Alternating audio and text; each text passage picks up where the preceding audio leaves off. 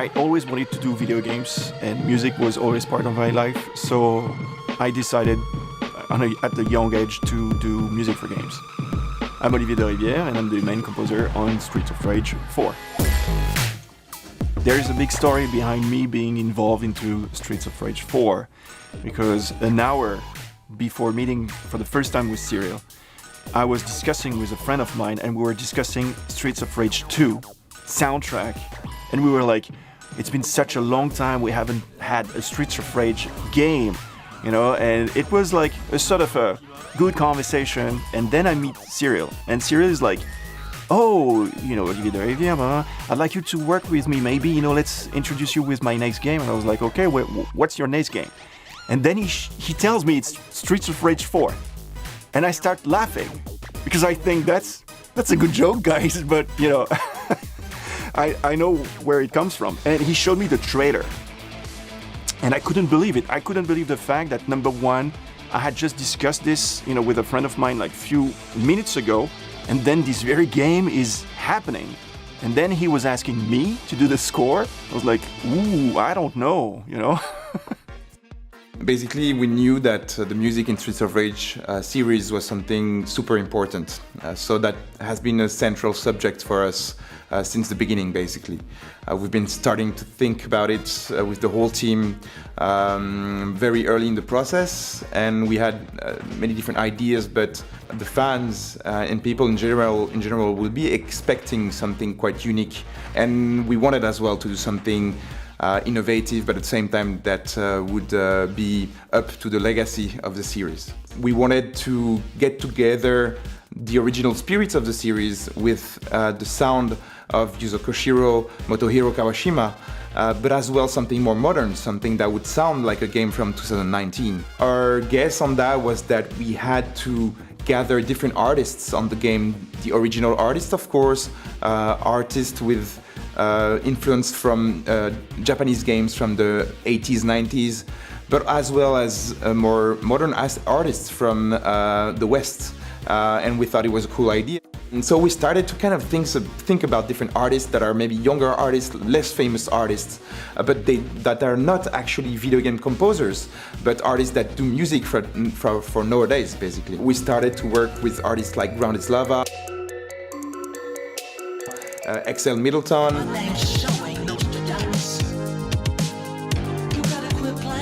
But we also, in the end, choose to work with artists that are working in the video game industry, but have a very special touch. Like, for example, Scattle, which is a great artist that worked on Hotline Miami. So the idea was to say, okay, we need kind of an artist that would like do most of the OST, but in a very special way and very modern way, but in the same spirit as it was in the previous series. And that's when basically we started to think about Olivier Derivière. Looking at his work, looking at everything he did in his different works in the past, we're like, okay, that's something that really gets the perfect fusion between gameplay and music. And Streets of Rage is all about the fusion between gameplay and music. Playing Streets of Rage is like listening to an album, but like it would be kind of an interactive album. The first feeling was, I mean, Koshiro. That was the first feeling, and always. He has always been, you know, attached with this project from my own start to the very end of the project. So that was the first thought. The only thing that I told myself was, I don't want to go with his style. That's the first thing, because he's unique, and to go trying to mimic what he's done would be, I guess, something that would feel wrong to everybody, myself included. So it was not to be disrespectful, but also to let him, you know, have his own take, because he's part of the project. And that's what's really amazing for me, is like he injects the flavor of Streets of Rage, and I take it from there, and I, as the game is doing, you know, modernize the take, you know, on my own. But he's still around, for sure.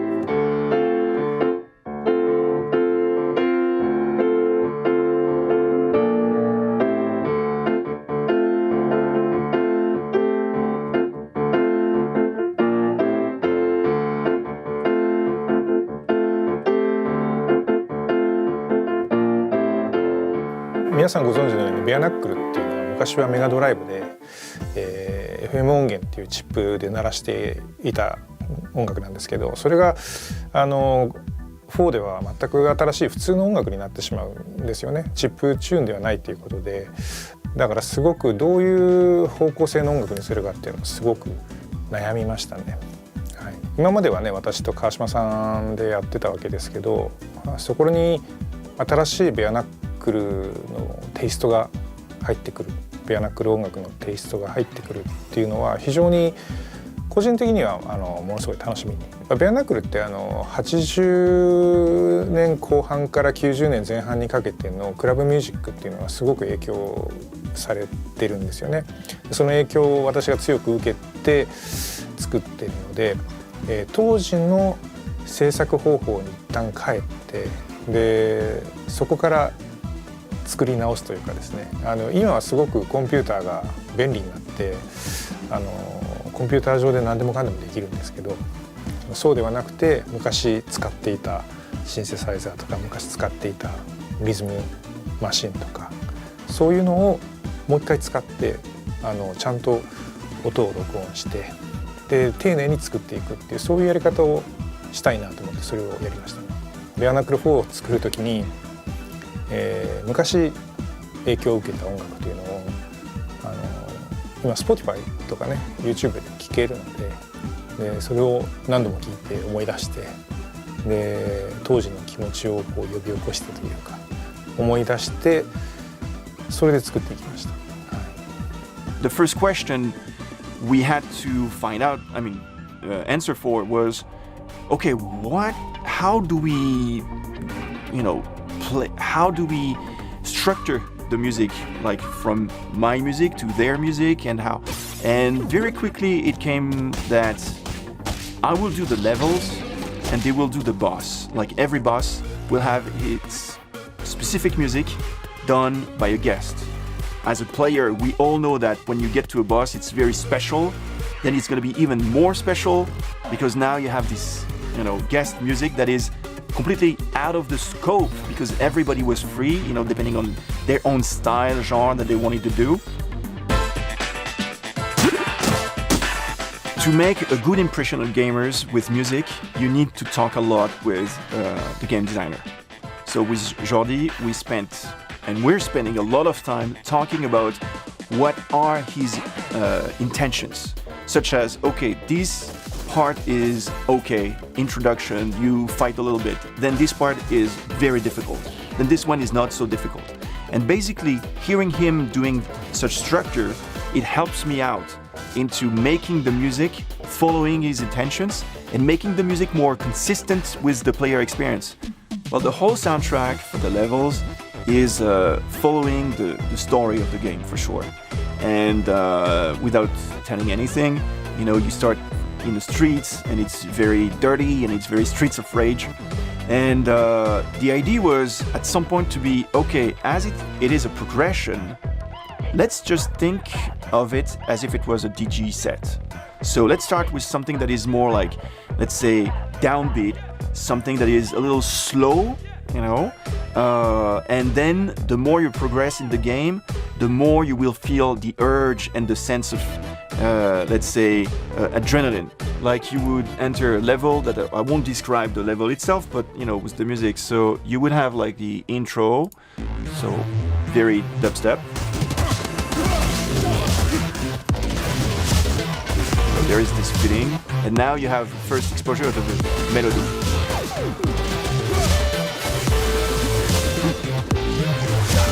And then, depending, you're moving on, so to the next section, so the music will go like that. So no more melodies, but you have this very feeling of dubstep. For people that want to know, there is like storm, waves, so that's why the music is so like, it's to illustrate the visuals right now. And then something happens, and then you have the melody back.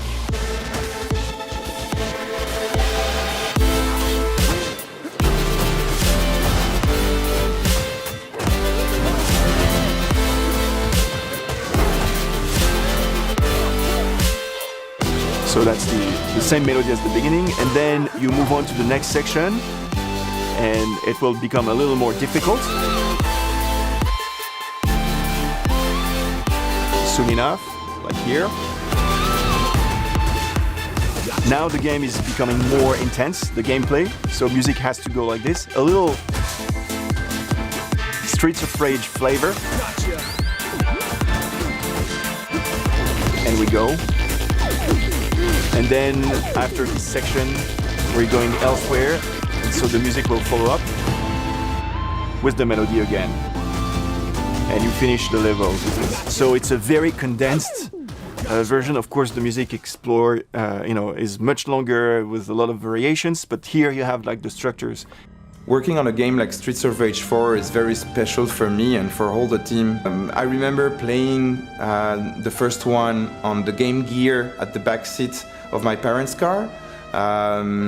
And basically last summer, I was in a car with Yuzo Koshiro and Motohiro Kawashima, and it just felt amazing. It's just, I think, something that you don't have lots of time in your life, so we really want to make the best out of it, and we're super excited to show it to everyone. Working on Streets of Rage 4 is scary as hell. That's... I'm very scared. I was scared. I'm still scared. I don't know, it's something that I have never done, and on every aspect, and it's a big honor. I feel like, I hope I gave the best that I could. I mean, this is what I did, and I hope that players will enjoy it, but I don't know. I mean, it's very difficult to come after such legendary composers, and I'm very grateful to be part of the project.